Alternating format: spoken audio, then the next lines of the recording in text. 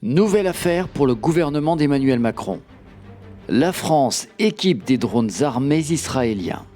Le gouvernement a autorisé la livraison en Israël d'équipements électroniques pour des drones soupçonnés de bombarder des civils à Gaza. Du matériel de guerre fabriqué par Thales et dont l'expédition la plus récente était prévue le 26 mai 2024. Cette enquête est révélée par Disclose. Officiellement, la France disait ne vendre que des composants du dôme de fer pour aider Israël à se défendre. On voit ici des petits boîtiers de communication ultra légers prévus pour intégrer les drones Hermes 900.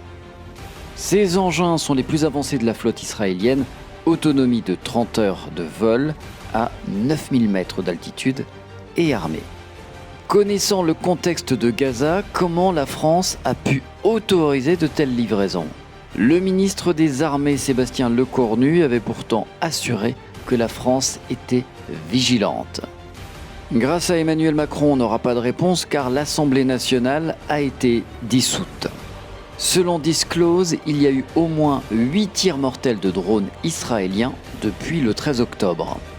Les licences d'exportation d'armement de Thales à destination d'Israël sont actuellement suspendues, preuve que le gouvernement n'est pas sourd aux critiques ou que les manifestations peuvent être utiles.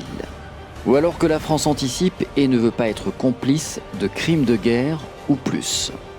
Autre action de la part de la France. Pour la première fois, le plus grand salon de la défense Eurosatory qui a ouvert le 17 juin n'aura ni industriel de l'armement, ni délégation venant d'Israël. Et pour protester, regardez-moi ce sympathisant israélien qui est venu avec une étoile jaune. Honteux. Celui-ci salit la mémoire des Juifs tués durant la Seconde Guerre mondiale par un monstre.